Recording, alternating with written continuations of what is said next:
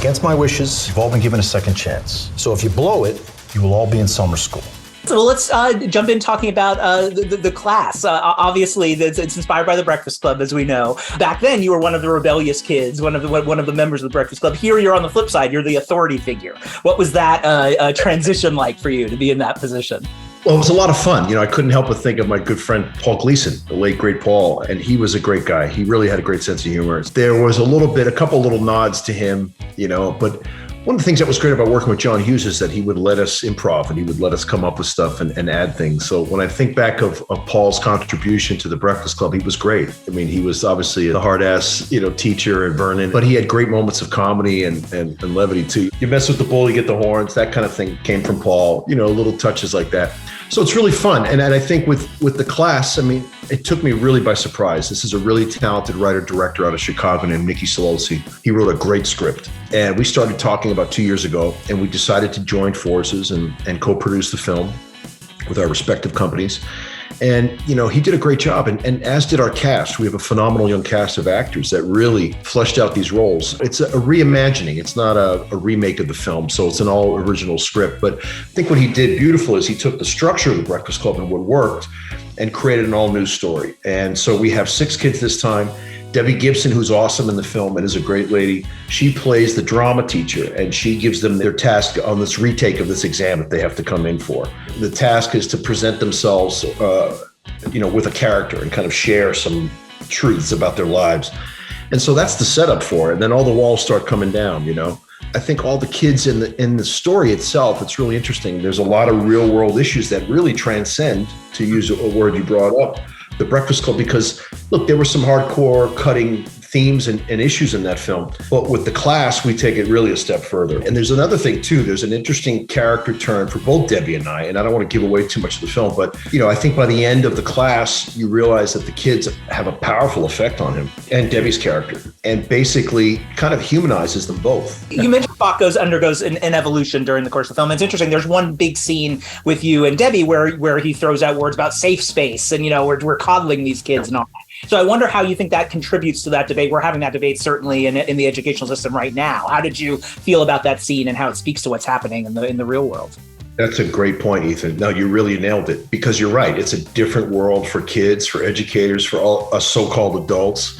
And I think that's partly what contributes to it being a crazier world these days, right? Like the rate of information, the fact that everybody's on socials, the fact that the internet is just a reality that we deal with. It's the Wild West, but it's a reality.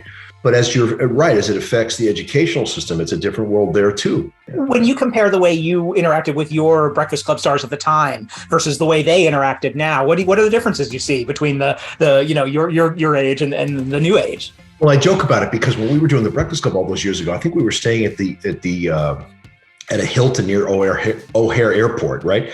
So it was like we'd go from this big box to the set, which was a high school, and they had built the library set in the gymnasium of a really nice high school that had been shut down in a really wealthy kind of section of Chicago, the suburbs. But during the making of the film, what's really funny, I think Emilio and Judd and Allie were like in their early 20s. And they were playing, teenagers. And then Molly and I were, of course, our age. So we would be like relegated to going back to the hotel to do homework. So it's really funny, and that's what I mean about this film. In the truest sense of the word, they were really friends. They really bonded even more than we did. And we're still all friends from the Breakfast Club, and we all stay in touch, But speaking of Molly Ringwald, she revisited a lot of her John Hughes movies at the Breakfast Club in a New Yorker piece that she wrote a few years ago. And she's sort of expressed some ambivalence about it now, sort of especially the way Bender treats Claire and some of the other things are seen in the film. Looking back now, are there things about the film that sort of land wrong with you? Are there scenes that you think, oh, this couldn't work now? Right. Well, in fairness to Molly, because I respect Molly greatly, I haven't read that article, so it's not fair for me to comment, Ethan. But, I do respect that perspective. I heard a little bit about it. I think some of those issues and things obviously have not aged well, but in the spirit of the macro, I don't think it was ever John's intention to be offensive to people, whether it's regarding ethnicity or sexuality or whatever. So, I think that it requires some forgiveness, because over time, some things age well and some things don't. And I think that there are some elements that are certainly questionable in those films without getting into the details.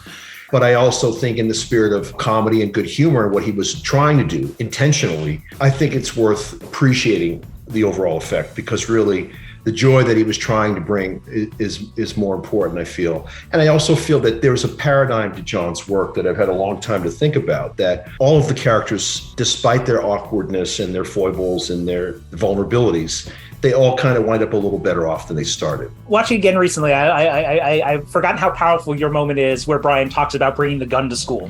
I'm here because Mr. Ryan found a gun in the locker. Why'd you have a gun in your locker? Now we're at a very different state where guns are coming to schools, and in your case it's a flare gun, but still that scene really stuck out to me this time. What do you remember about delivering that monologue and getting that scene right in particular? Again, the first thing I remember when you mentioned that, Ethan, is John with us. John, this is in the era before Video Village, and before, when you'd walk around a set, everything's very lightweight these days, right? You have digital cameras, you have LED lights, everything you can pick up and move around. But back in the day, in the early 80s there was no Video Village.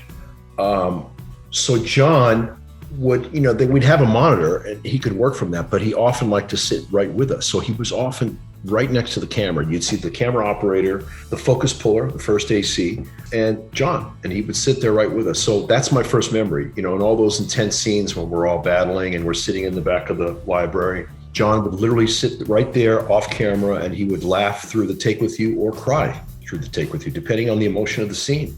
It was pretty intensive work in terms of filming a drama, but at the same time, there was always joy at work because he was great. He was very flexible and very collaborative and really open to suggestions, and he was great.